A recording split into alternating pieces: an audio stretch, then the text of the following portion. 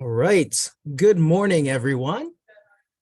So thank you all for joining us, those here in the room and those joining us on Zoom. We've got our presentation teams from Zero Waste and University Sustainability Practices. So I'm just going to turn things over to their team to get the show up and running. Perfect. Thank you, Chris. Good morning, everyone. Thanks for allowing us to come present today to talk about sustainability and ways you can start incorporating or continue to incorporate sustainability into your student organization. My name is Paige Strickland, and I'm a program coordinator at University Sustainability Practices. And my name is Stephanie Georgiou, and I'm also a program coordinator at University Sustainability Practices.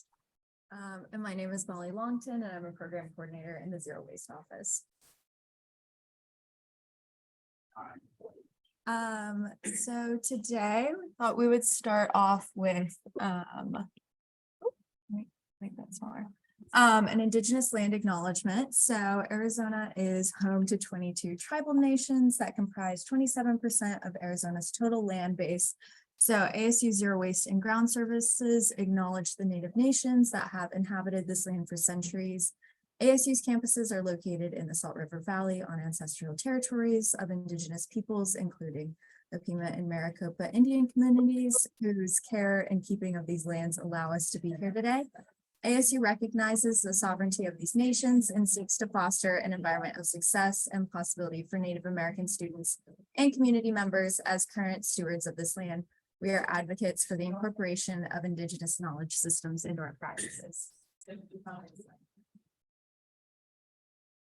Great. Well, thank you, Molly, for the land acknowledgement. And let's speak into what we're going to talk about a bit today. So to start out, we're going to define what ASU sustainability looks like and also speak to a little bit of what the USP office is, University Sustainability Practices. We're going to also speak to the ASU Zero Waste Department. We're going to talk about the Sustainability Recognition Program, which consists of the Sustainable Student Organization Recognition, the Sustainable Lifestyle Recognition, and the Sustainable Event Recognition. And then we're also going to talk about our Green Event Planner Checklist, the Zero Waste Event Checklist, and some sustainable swag items and a checklist for that as well. So to begin, what is USP and what does ASU sustainability look like? So University Sustainability Practices, also known as USP, is the departmental office for sustainability here at ASU. This office ensures that ASU meets its sustainability goals and initiatives. This is done in 3 different methods. So to start, we have we strategize and measure all of our successes. We engage with the local community, and we practice sustainability in our own office and throughout all of the events and coordination that we do. Our office has 8 different goals that we focus on. These goals relate to a lot of different varieties of sustainability. One in particular that will be mentioned a lot throughout today is the circular resource system that is affiliated to our ASU Zero Waste Department. And that basically assures that we can have diversion and aversion rates for reducing our plastic waste. How can we have more sustainable methods of consumption and what that looks like in realms of ASU sustainability. We also speak to collaborative action a lot, which is bringing different groups and different disciplines together to speak to sustainability. There's a lot of subject matter experts in sustainability and various other topics. So it's great to have the collaborative action and collaboration between all of those different departments and groups. And then one that you are doing by being here today is personal action. You're taking the time to listen to our 2 offices speak to sustainability and what that looks like here at ASU. So by taking that personal action, you are helping ASU to meet those sustainability goals and ambitions that we have. To learn a little bit more about the sustainability goals that ASU has, and specifically some yearly and metric goals that we have, you can find those on our website at cfo.asu.edu under sustainability goals and vision. And something that ASU is really proud of is all of the consistent accolades. One in particular that we just actually received again for the 2nd time is our platinum ranking. That is with ASU Stars, which is the Association for the Advancement of Sustainability in Higher Education. And basically the platinum rating is the highest rating that you can receive, showing that ASU is a very highly deemed sustainable university. Only 12 universities in the world have this recognition. So it's definitely a big deal for us to receive that. And we are very proud of that recognition. We also have others such as being #1 in the US for the UN Sustainable Development Goals, which also aligns with ASHE. We have over 90,000 solar panels installed on campuses, and we have about 70 LEED certified buildings. So we take a lot of pride in the sustainability efforts that we're making here on campus, and we are happy to share those with you today. Okay, so some zero waste at ASU, just an overview. Next slide. So some of the commitments for zero waste. So zero waste manages ASU's resource goals. So these are the commitments that they have made to help achieve that. So ASU has committed to achieving 90% waste diversion by 2025. So that's making sure things go in the recycle bin, the compost bin instead of the landfill. And then ASU has also committed to achieving 30% waste aversion by 2025. So that's more focused on reusables and keeping things out of the landfill, not generating waste in general. And then, so here, some of these graphs that compare. Okay. Keep going. Okay, so from 2020 or 2019 to 2020, the general population at ASU generates 22% less waste per person. So that's a great goal. And so we can see here, so these are the aversion numbers and diverted. We can sort of see it's going up and down. It's fluctuating a bit in recent years. And so that's due to industry changes. So things might have changed, what's accepted in recycling, compost. So it's important to know what you can actually recycle here at ASU and how to properly sort your waste so you can help ASU achieve their goals. And so we can see we're like halfway to those commitment numbers. So by planning zero waste events, we can help ASU achieve that. Now, before we jump into the next part, Stephanie, Paige, and Molly, if you would reintroduce yourselves, because we have a few additional folks that jumped in just after your intros. Sure. My name is Paige Strickland, and I work on the engagement team for USP, and I'm a program coordinator. And I am Stephanie Georgiou, and I also work on the engagement team at USP and also a program coordinator. My name is Molly Longton, and I work as a program coordinator in the Zero Waste office. Thank you. Great. So something that our office does, USP's office, is called the Sustainability Recognition Program. And there are 4 different parts of the Sustainability Recognition Program. There are 3 that are going to be applicable to the student organizations today. So which ones are most applicable to student orgs, and kind of what does this program look like? So as I mentioned before, it's broken up into 4 different sections. Lifestyle is actually available to all different it could be available to staff, students, and faculty, and this is a one-time process. So you take this Canvas course, and it just basically speaks to what you practice in your day-to-day life related to sustainability. We also have the office recognition, which is more available to faculty and staff. And again, this is a one-time recognition. And then the one that's very applicable to student org specifically is to actually get recognized for having your student org be sustainable. So that one's open directly to students, and that is also a one-time renewal. And then with our events, we have a event planning recognition. This is available to staff, students, and faculty as well. And this is something that you actually would do for each individual event that you host, which we'll get into a little bit more later. Okay, so to delve into what each recognition kind of entails, the first and most applicable to everyone here today is the Sustainable Student Organization Recognition. This is a one-time completion, so once you recognize your org, you don't need to do it again. You need to score at least 13 out of 20 of the sustainable attributes that we ask throughout this recognition to have your org recognized.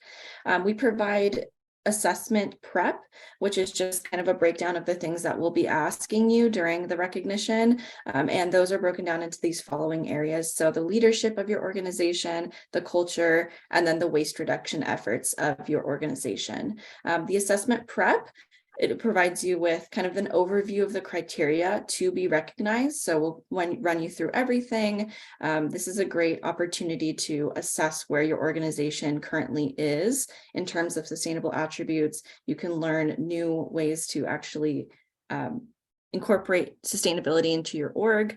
And then we also provide some resources and then additional information and support for your organization for sustainability. These are just great resources to get more involved and learn a little bit more. And then last, determine areas of sustainability that you want your organization to improve on. So setting that baseline of where your organization is performing for sustainability, and then having kind of a game plan moving forward of how you will continue to incorporate some of the other suggestions we have. Our next recognition is lifestyle. So this is applicable for anyone to take. And it's just a one-time completion. This is also broken down into 3 sections, but these are a little bit different than the student org. So that will be culture, energy, and waste reduction. So the culture aspect focuses on your pre-existing knowledge of sustainability, encouraging you to adopt a sustainable mindset, habits, and includes more information about the United Nations Sustainable Development Goals. It will also allow you to calculate your own carbon footprint. And it's just a great way to, again, set that baseline and kind of figure out where you are landing in sustainability in your lifestyle. And then the energy aspect will provide you resources and information on reducing your own personal energy use and consumption by doing things such as switching off lights, switching out your CFL bulbs for LED bulbs whenever you can. And then this is really applicable for everyone heading into the hot summer here, setting your thermostat to the correct temperature and other things, but those are the main focus areas. And then lastly, for lifestyle, waste reduction. This is promoting behavior changes that are waste adverse by encouraging the use of reusable utensils, reusable water bottles, just reusables whenever you can, properly printing, not using too much paper, donating your clothing, buying secondhand items whenever you can, reducing packaging and more. And then last is our sustainable event recognition. So as student organizations, I'm sure there's lots of events being planned and lots of gatherings of people. This is a fantastic way to incorporate sustainability into all of those events by getting that event recognized. So this is used to assess the sustainability attributes for those events.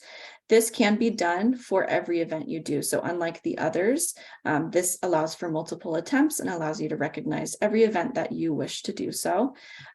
This can be showcased at your event to demonstrate your adherence and your commitment to ASU sustainability.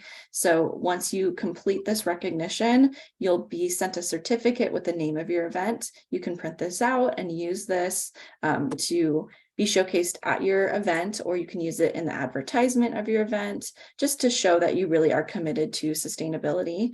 The recognition contains these steps when you're actually going through it. So again, the assessment prep, this will give you all the resources you need to learn how to plan a sustainable event. In the next slide, we'll get into that a little bit of what that might look like, but this will actually have a more detailed breakdown. And then the assessment itself, this is designed to address the major areas of sustainability within that event planning process, and then the actual event itself on the day of. So if your event achieves 13 out of 20 of the sustainable attributes that we ask during the assessment, you will automatically be sent that digital certificate with the name of your event and recognizing it as sustainable. Okay, and then this is our green event planner checklist. So this is a very condensed version of an in-person training we give, teaching you how to be a sustainable event planner and host your events as sustainably as possible. When you're going through and planning your event, this is a great resource to visit and just go through and making sure you're hitting all of these marks as you're doing so. I won't touch on the waste aspects of this since we have the experts with us here today to talk about those. But some of the other ones I did want to bring some recognition to are promotion. So making sure the attendees of your event are aware of the event's sustainability goals and are encouraged to use sustainable transportation, or if you're serving food, asking them to bring reusable. So just really establishing what the sustainability goals of your event are and making all attendees very aware. If you have to use paper, try to avoid that and use digital resources for advertisement of your event first. And if you do need to resort to paper, make sure that paper use is limited and strategic. And then next I'll touch on catering. So if you're using Aramark, ASU's catering services, make sure if you're getting tea or coffee for your event, that those come with an eco label. So that can be Fair Trade, Rainforest Alliance, or USDA organic. Try to source those from those certified sources first. Confirm your attendance 72 hours before your event with Aramark. Sometimes you'll order for, let's say, 50 people. If you think 50 people are coming, you'll order for that much, but you get closer to the event and you realize only 25 are coming. So that could result in lots of food waste. So 72 hours ahead of your event is when Aramark requests that you update that head count to ensure that there's not going to be any food waste. And then I'll also touch on the sustainable buffet. So we recommend, if you're having an event for lots of people, that you're doing it buffet style rather than single serve or like single lunch box style. That also helps to avert waste by not having excess packaging. So again, accurately account for your guests 72 hours in advance, accommodate those with common food allergies, so nuts and gluten, and then also please try to choose plant-based or plant-forward foods so that everyone there can eat. Anyone can eat a plant-based meal. So try to do that when possible. And if you order off of Aramark's Decidedly Green menu, they will have local and Sonoran foods, plant-based options. This is a great menu that we use first when going through to cater an event. Okay, so if you're planning an event or if you're helping students plan an event, Zero Waste offers 4 different checklists for you to throw a zero waste event. And so depending if you're on campus, off campus, indoors, outdoors, there's a checklist specifically for those. So you scan this QR code, or if you go to the Zero Waste, plan a zero waste event, you will find this information there. And then If you next. pause real fast, back to the previous slide. I know all y'all got smartphones, so whip those suckers out and scan the QR code. It's a fantastic tool. It walks you step by step where you are on campus and what resources you need for your student organization to be able to actually deliver a zero waste event. So it's got all the checklists, all the questions, depending on where you are, because not every space is treated the same. For example, compost is accessible through Aramark only in the Memorial Union and Student Pavilion. If you're going to be outside of that, there is a different step that you need to go through, and these checklists help you differentiate what those choices are. Thank you. Will you be sharing the slide afterwards? Yes. So these are just some of the main topics that we go through in the event checklist. So it's important to sort of think when you're planning this event, what kind of waste is going to be generated? Do I need compost if there's going to be food available, or just larger recycle landfill bins? And another option is having these like waste stations. So make sure they're properly labeled. They're very clear so people know where items go. And another option that we recommend is having bin guards. And so those are just volunteers at the events who sort of stand by the bins and help people decide where their items should go. And so we offer like trash pickers and zero waste vests if you have these volunteers at your events, just to sort of make them seem more professional. They know where everything's going. And catering, like Kenan mentioned, is a big issue with the zero waste event checklist. So yeah, if you're hosting an event in the MU or the student pavilion, you can request compost bins. But if you're planning an event outside of that space, then you can use Atlasta, which they always offer compost, so they're a great option. And then make sure to communicate with attendees and vendors that this is a zero waste event. That way we can all work to make this zero waste and sustainable, and following that green event certification that Paige was talking about a little while ago. Can I have? Yeah. So if we ask for that service, is there Mhm. a fee related to that, and including all the volunteers? Oh, so we just provide like the trash pickers and vests, not the volunteers. So if you found the volunteers yourself, we could help with training them. We have resources for them, but not the people themselves. So yeah, sorry about that. Mhm. And so if you are needing compost or recycle or landfill and recycle bigger event bins, you can fill out a facilities request, just how you would normally do. And there's a tab for event specific bins. So that is how you would go through that process. And then this is a zero waste event vendor agreement. So this is a great service to, or resource to provide to vendors if you're bringing in outside ASU vendors to an event, just to make sure that they're following ASU zero waste guidelines. They're not bringing single-use items, and if they are generating waste, that they will take that back with them afterwards. So a great example of this is the Culture Fest. For those of you that have been to that event, it's got dozens and dozens of off-campus vendors that are being brought on campus. They have all this type of stuff that they're bringing. This is a great way to help them comb through what they're bringing to make sure that it aligns with the downstream. So that it can be recyclable, it can be composted, and that they feel prepared so that there aren't any last minute changes that they're like, well, wait a second. So this is a great way to help them do the work for you.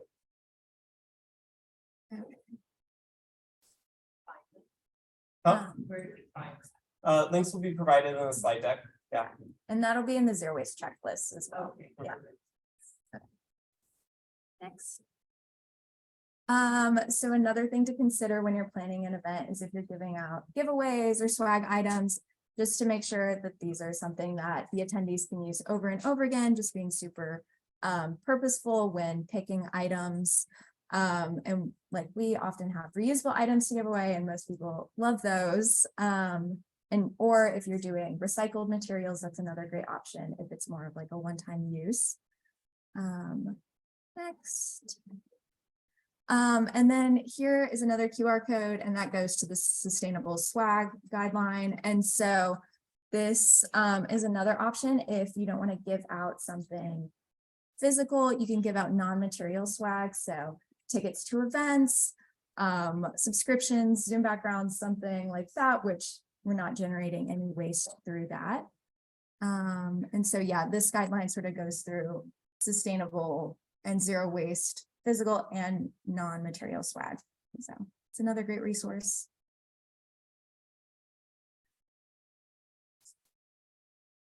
So as we are nearing the end of our presentation, what are some next steps that you can take to have a sustainable student org? So first is to take 2 different trainings. The first one is the Seeds of Sustainability training, which is offered on campus, and it's actually a required training now for students, incoming students. And the other training is to take that sustainability recognition program. So again, you can take that for 3 different varieties of different sustainable event planning, lifestyle, or student organization. Those are all applicable to you. Next is to review those zero waste event checklist and that vendor agreement and see how you can embed those into your future event planning. And also review that sustainable swag items checklist that Zero Waste provides. Those have great resources for those non-material items and also resources for material items that you might need to be giving out to somebody during like a swag event or a tabling event. So these are all great resources for you to utilize in your next steps on planning events, your lifestyle, and your student organization. If I didn't open that. Okay. And to be a Sun Devil is to be sustainable. So just want to thank you for all being here. And if you guys have any questions about sustainable events or zero waste events, we're here to answer any questions, or you can email or reach out to us. But thank you. And I have some examples of some zero waste swag. We have some reusable straws here if anybody's interested, but this is a great option if you're like needing giveaways. So yeah, stop by if you want one.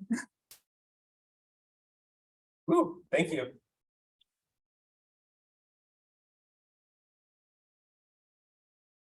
Any questions or areas of clarification? I was like, yep, I can do it perfectly. All of our events are sustainable now. Boom. You like review all the stuff. Totally. So go ahead. Oh, go ahead.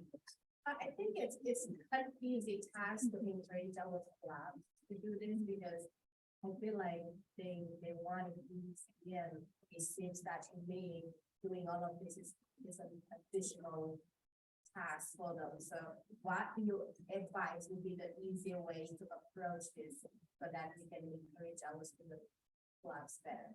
Great question. So as advisors, you are, by the way, I'm Kendon Young, Program Manager in the Zero Waste Office. One thing that I think is really helpful, and we actually did in Changemaker Central back when I worked over there, was to design your own student org's checklist for creating events, and then incorporate these actions into that repeatable step. So if, however you're advising your, let's say you have a director of events, have them build that checklist, incorporate these tools inside of it, and then say, every time we plan an event, this is the steps we go through. It's a quality control check. It's a making sure we're planning ahead check.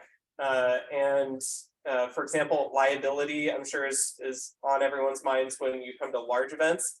Putting all of that into a toolkit that is customized to your team's needs and drawing from these best practices is where we found a lot of success in Changemaker for designing and delivering consistent sustainable events. And your role as an advisor is helping the student event planners walk through that mentally and say, like, let's visualize what this looks like and the preparation for it. Kind of a follow up on that. The big thing you'll probably see is that first time, that first year, even potentially, it may be, it's a learning process. But once you change it and that is the standard, it'll become easier to kind of incorporate it. I mean, is there any way to, for funding, perhaps, like, is it like, let's say, increase an incentive? You know, so in future times, like ASU is trying to be sustainable, and a lot of people do sustainable things because there's incentives involved. So I like whether it's like a competition or, you know, more money towards sustainable events. I don't know. I feel like student groups might react positively for like a benefit for that for people. Sure, and I'll let Paige and Stephanie speak to this, but USG is already working on incorporating this into the event appropriations. But Stephanie or Paige, is there anything else we need to know on that? Would you be able to repeat the question? It's a little hard to hear on Zoom. The incentives for student events to be more sustainable through USG. At least from what I can tell, the main incentive, you know, obviously is the fact that it is you're doing a more positive thing for the environment. And also there is some funding, I believe, through RHA, but Paige may be able to speak to that more based on if students are having events in their own hall. Yeah, I think that is an avenue for potential funding if you do a collaborative event with RHA, but I think what you mentioned already is kind of the main areas I was thinking of. There are other resources that are non-funding that can help towards the sustainable events, and that being the Fulton Engineering catalog for event items. And that is a free catalog of just a stock of items that Fulton Engineering has that anyone can check out and rent. So instead of buying new event items like decorations, tents, tables, all of that, they are provided free and can really promote that circular resource system we were speaking to. So those are kind of the main resources that come to mind. Any other questions?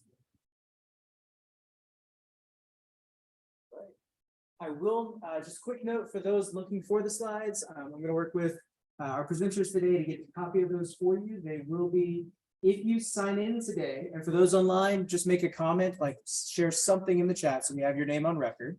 We will make sure that information gets sent out to you, so that way you have it available to you. For those here in the room, thank you for joining us again. Please sign in, enjoy some food which has arrived. Are there any other? Yeah, I have a doubt to ask. I got a general view of all that is what you said now, but in detail, to be very specific, we need the notes, whatever you spoke today.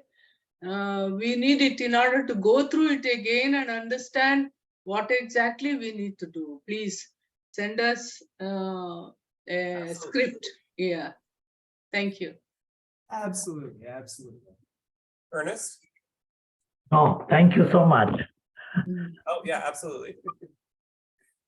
Wonderful. Well, on that note, again, thank you all so much for joining us today. This is our final advisor breakfast of the semester.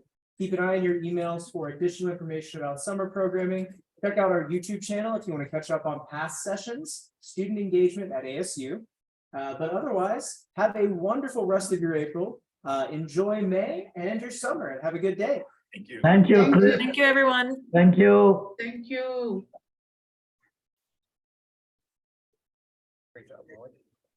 Yes, well done.